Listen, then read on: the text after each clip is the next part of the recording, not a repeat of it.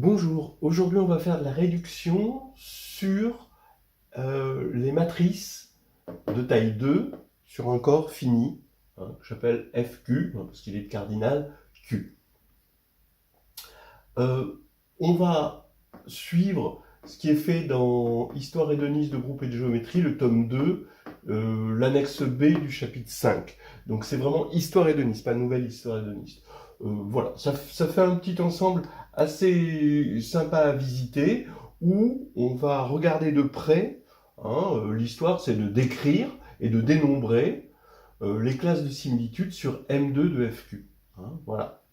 Alors, les classes de similitude, ça revient à regarder finalement les matrices semblables, comment on les regroupe, de décrire l'ensemble des matrices semblables. Et puisqu'on est sur un corps fini, c'est ça qui est le fun, c'est de les dénombrer.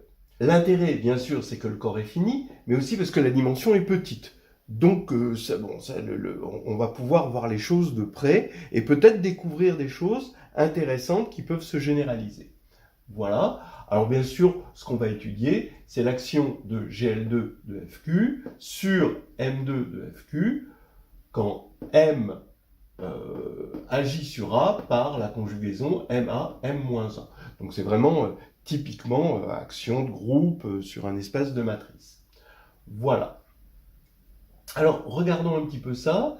On va classifier d'abord les orbites dans un premier temps en fonction du polynôme minimal. Ça va être lui le pied de biche pour rentrer dans ce problème. Alors d'abord, le degré du polynôme minimal, ça va être 1 ou 2. Bah oui, évidemment, puisqu'il est supérieur ou égal à 1, ce degré, il est inférieur ou égal à 2. Donc voilà, à cause de Keller-Hamilton. Alors, bon, le premier cas, si le degré est égal à 1, ça veut dire comme mu A est unitaire, ça veut dire mu A est égal à x moins lambda, voilà, où lambda peut valoir Q valeur possible. Et donc ça veut dire que A, c'est la matrice scalaire lambda identité, évidemment, puisque c'est annulé par ça. Donc c'est cette matrice-là. Bon, cette matrice, elle commute avec tout le monde. Ça veut dire que m.a, c'est égal à A. Donc ça veut dire que l'orbite en cardinal, c'est 1. Voilà. Bon, c'est l'orbite singleton, ou si vous préférez, que le stabilisateur, c'est tout GL2 de FQ. Voilà. Donc là, on ne va pas passer énormément de temps là-dessus, ce sont juste les matrices scalaires. Voilà la première étape. La deuxième étape, c'est si le degré de mu A est égal à 2.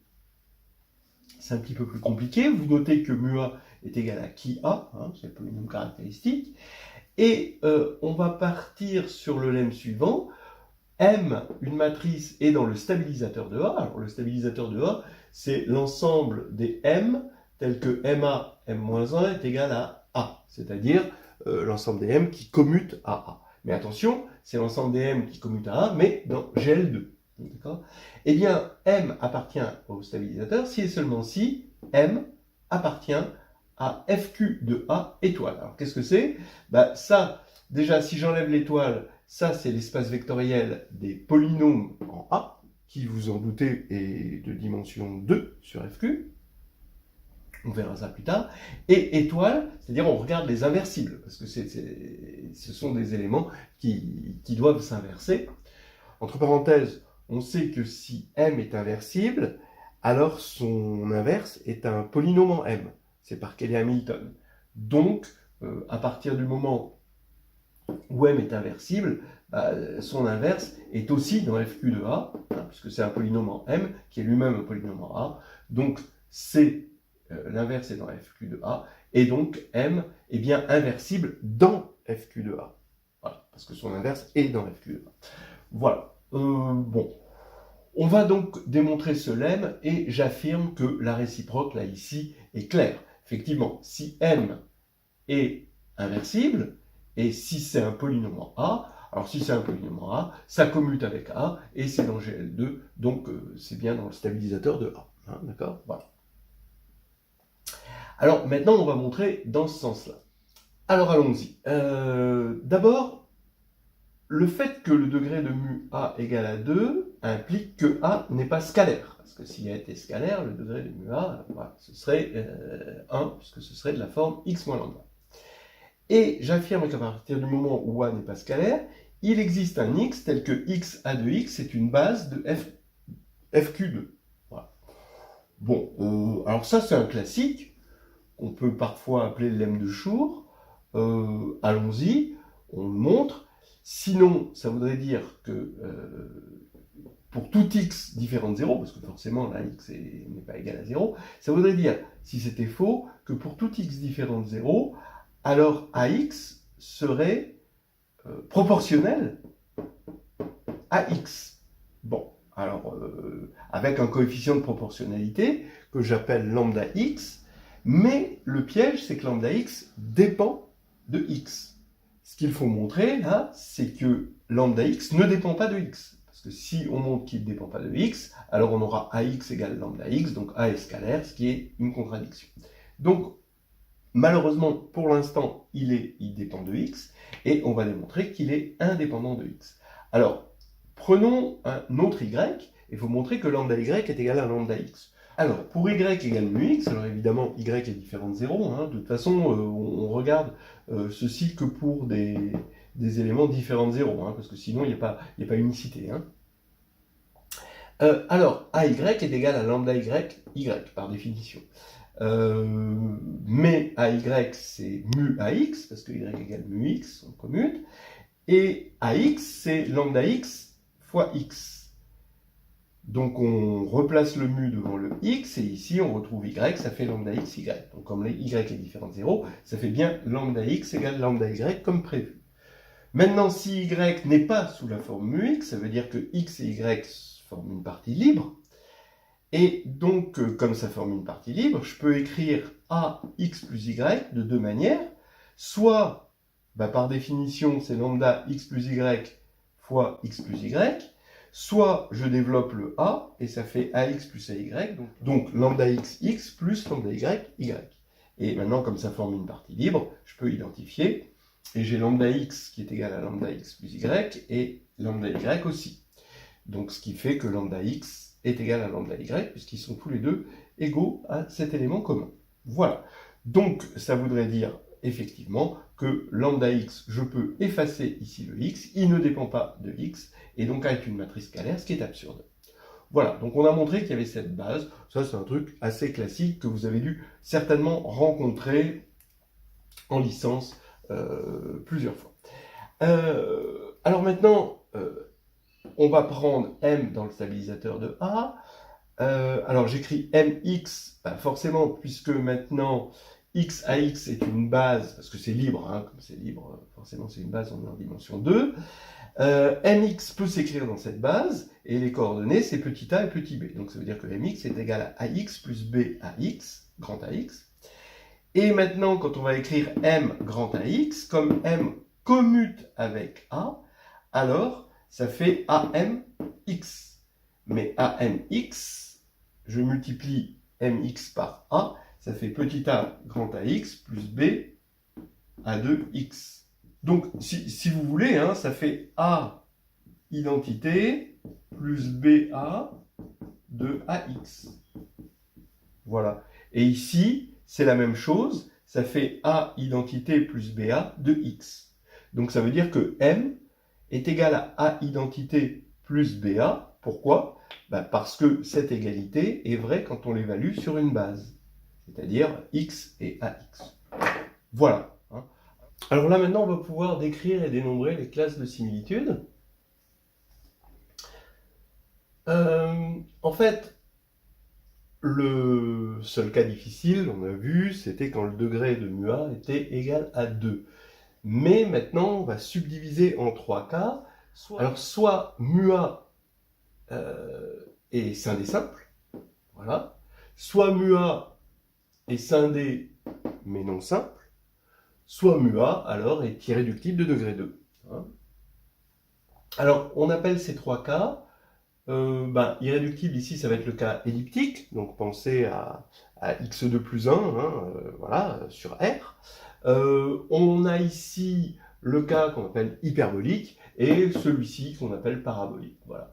Alors, allons-y pour ces trois cas. Il faut regarder FQA étoile et il faut l'étudier. Alors d'abord, on va regarder la sous-algèbre des polynômes en A. Eh bien, ça, on le sait, elle est isomorphe à FQ de x quotientée par le polynôme minimal. Pour rappel, on a l'évaluation en A qui envoie un polynôme en le polynôme évalué en A, c'est surjectif, et son noyau, c'est l'idéal engendré par le polynôme minimal. Donc, il y a passage au quotient, et on a ceci. C'est là où les trois cas vont splitter. On va avoir dans le premier cas ici, on quotiente par x moins lambda, x moins mu. Comme x moins lambda et x moins mu sont premiers entre eux, parce que lambda est différent de mu, alors on va avoir le lemme chinois qui va nous dire que cette sous-algèbre se décompose en produit de deux sous-algèbres beaucoup plus simples. Donc, comme mu-a est de degré 2, ça c'est de dimension 2. Et là, ça se décompose en produit de deux sous-algèbres de dimension 1. Voilà. Dans l'autre cas, on va le laisser comme ça, fqx quotienté par x moins lambda carré. Et là, on a fq de x quotienté par un polynôme irréductible de degré 2. Donc ça veut dire que c'est un corps, puisqu'on a quotienté un autre polynôme à une indéterminée par un irréductible. Donc c'est un corps. Et c'est un corps de quel cardinal, comme là le degré est 2, la dimension c'est 2, et donc le cardinal c'est q au carré, parce que c'est de dimension 2 sur fq. Donc c'est le corps par unicité fq carré. Voilà. Alors ça va nous aider pour trouver les inversibles. Alors dans le premier cas, les inversibles ici, c'est les inversibles là, forcément, ça passe aux inversibles, et là c'est le produit des inversibles. Donc ici, comme ça c'est isomorphe à FQ, puisque c'est de dimension 1, les inversibles ça va être FQ étoile, croix FQ étoile. Voilà. Dans le cas parabolique, là c'est peut-être un petit peu plus difficile, je ne sais pas.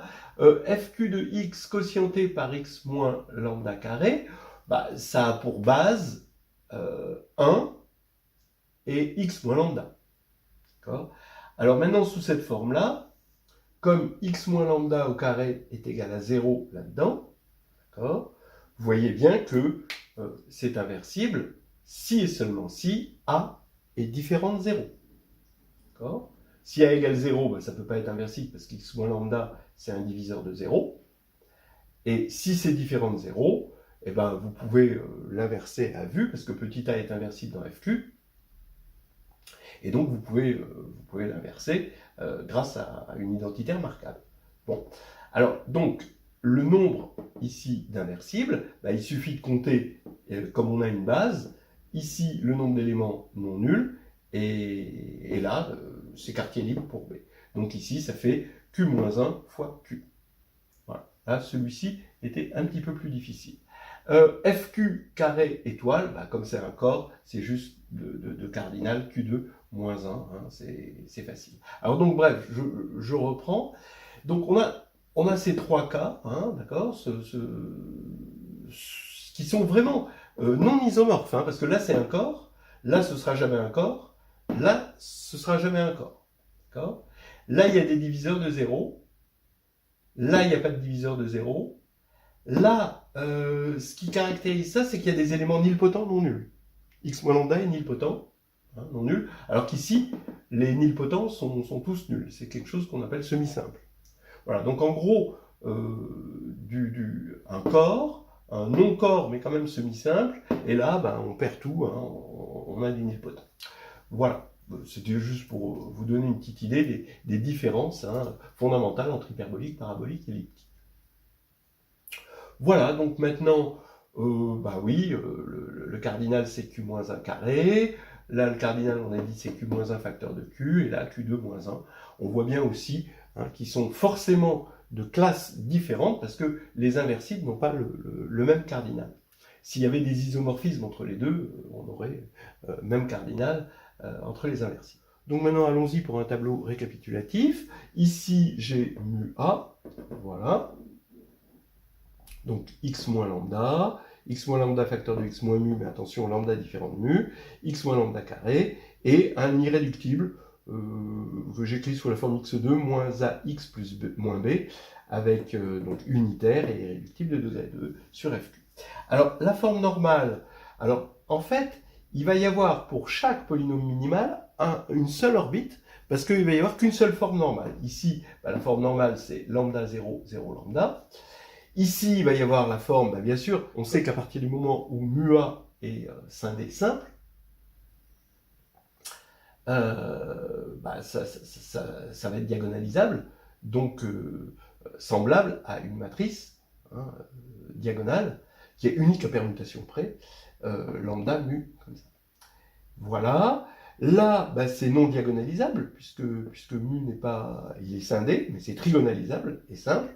Donc, on va avoir les valeurs propres sur la diagonale, et on peut normaliser l'élément non nul ici, parce que c'est non diagonalisable, en 1. Donc, c'est la forme de Jordan. Et ici, on va avoir ce qu'on a vu, c'est-à-dire que dans cette base x grand A x, eh bien, A, ou l'endomorphisme associé à A, va s'écrire sous la forme 0, 1, BA. Alors pourquoi? Parce que x, son image, c'est AX, et AX, son image, c'est A de x. Mais A de x, par Kelly Hamilton, par exemple, eh bien, c'est petit a AX plus petit b x. Donc ça s'écrit bien comme ceci. Bien. Donc voilà les formes normales. Et ce qu'il y a d'extraordinaire, c'est quand même, c'est justement parce qu'on est en petite dimension, c'est que chaque polynôme minimal correspond à une seule forme normale, donc une seule orbite. Maintenant, on va pouvoir compter le nombre d'orbites. Pour compter le nombre d'orbites, puisqu'il y a une orbite par polynôme, il suffit de compter le nombre de polynômes. Donc ici, les x moins lambda, il va y avoir q, autant qu'il y a de lambda. Ici, x moins lambda, facteur de x moins mu, il va y avoir q, facteur de q moins 1 sur 2. Si vous voulez, on prend 2 parmi q, parce qu'ils sont distincts, et que, on peut, si on commute, ça fait le même polynôme. Donc en gros, ce qui est derrière ce choix, c'est l'unicité de la décomposition en facteur premier, mais à permutation près. Voilà, ce qui fait qu'on prend des nombres combinatoires. X moins lambda carré, autant qu'il y a de lambda, donc Q. Et puis là, on regarde ce qui reste. Et donc, comme des polynômes unitaires de degré 2, il y en a Q au carré, parce qu'il faut choisir de façon indépendante le terme de degré 0 et le terme de degré 1, donc ça Q choix à chaque fois, donc ça fait Q fois Q. Donc on fait Q carré moins Q moins Q facteur de Q moins 1 sur 2, d'accord? Eh bien, ça va nous faire ça, d'accord? Donc après, le compte est bon au niveau des polynômes de degré 2. Voilà. Maintenant, pour le cardinal de l'orbite, bon, là, on a vu que l'orbite était singletonne, dans ce cas-là. Mais maintenant, ici, alors là, c'est un peu plus compliqué. On rappelle la formule des classes. Alors, OA est en bijection avec le groupe qui agit quotienté par le stabilisateur. Donc, en cardinal, on va avoir le cardinal de GL2, quotienté par le cardinal du stabilisateur qu'on a calculé ici. Alors le cardinal de GL2, vous vous en rappelez certainement, on en a parlé plusieurs fois, c'est le nombre de bases, et des bases en dimension 2, vous avez un premier élément qui doit être choisi non nul, parmi Q2 éléments, facteur de un deuxième élément qui doit être choisi non proportionnel au premier, donc facteur de Q2 moins Q. Donc ça fait Q facteur de Q plus 1, facteur de Q moins 1 au carré. Bon, voilà une formule classique. Et maintenant, il faut diviser ça par le cardinal du stabilisateur. Alors, quand on divise par Q moins 1 carré, ici, il va rester Q facteur de Q plus 1. Quand on divise par Q moins 1 facteur de Q, Q moins 1 facteur de Q, il va rester Q plus 1 facteur de Q moins 1, donc Q2 moins 1. Et quand on va diviser par Q2 moins 1, il va rester Q facteur de Q moins 1. Voilà. Donc on a à peu près tout décrit, non, même complètement tout décrit. Après, on peut s'amuser à vérifier si le compte est bon, c'est-à-dire si on fait ça fois ça, plus ça fois ça, plus ça fois ça, plus ça fois ça, si ça fait bien le nombre total de matrices de M2 de FQ, c'est-à-dire Q puissance 4, et c'est facile de voir que oui. Quel est le gros du business? Eh bien, le gros du business, on va regarder, on s'en doute, ça va être les matrices diagonalisables, vous voyez, ou alors les matrices ici, qui se tirent la bourre, les deux, les matrices correspondant à des polynômes minimaux irréductibles. Regardons combien il y a de matrices diagonalisables exactement. Eh bien, les diagonalisables, c'est les deux premières lignes, d'accord, parce que les deux autres non. On a 1 fois Q plus Q facteur de Q plus 1 facteur de Q moins 1 sur 2. Je l'ai dit. Donc, quand on fait le calcul, eh bien, bon, on voit que ça, c'est négligeable vis-à-vis de ça. Maintenant, on va regarder pour Q assez grand. C'est équivalent à Q4 sur 2. Voilà. Q4 sur 2. C'est-à-dire, étant donné qu'on sait que les matrices ici, ça forme un espace vectoriel de dimension 4 sur FQ, donc c'est le cardinal Q puissance 4. La probabilité de trouver, quand Q est grand, la probabilité de trouver une matrice diagonalisable est de 1,5, puisqu'il faut diviser par Q4. Donc elle tend, quand Q est grand, elle tend vers 1,5. Alors on peut se demander pourquoi ce 1,5. Là, c'est des problèmes vraiment intéressants. D'abord, quand M2 va être remplacé par M indice N, alors ça c'est un exercice qui est dans un carnet de voyage en algébrie, les choses sont assez générales, vous allez avoir la probabilité quand Q est grand de tomber sur une matrice diagonalisable dN, cette fois-ci, eh bien ça va être 1 sur factoriel N. Voilà. Et en fait, bon, l'explication, bon, évidemment, il faut le démontrer, mais on arrive à voir pourquoi c'est raisonnable. C'est parce que le gros du business, pour les matrices diagonalisables, ça va être le cas où le polynôme minimal est sin des simples et de degré n. C'est l'équivalent en C, si vous voulez, de l'ouvert-dense des matrices à valeur propre distincte. Voilà. Et c'est ça qui fait le gros, finalement, puisque c'est un ouvert-dense, dans C, c'est le gros des matrices. Mais si on doit compter les orbites correspondants, ça va être en bijection avec les polynômes minimaux, ici, qui seront de degré n et sin des simples. Et quand on va les compter, eh bien, il faut compter n éléments distincts, il faut choisir n éléments distincts parmi Q. Et encore une fois, à cause du théorème fondamental de l'arithmétique qui dit qu'il y a unicité de la décomposition à permutation près. Et il y a factoriel n permutation. Donc ici, la probabilité va être 1 sur factoriel n parce que factoriel n est le signe de la factorialité du théorème fondamental de l'arithmétique. L'unicité par modulo permutation.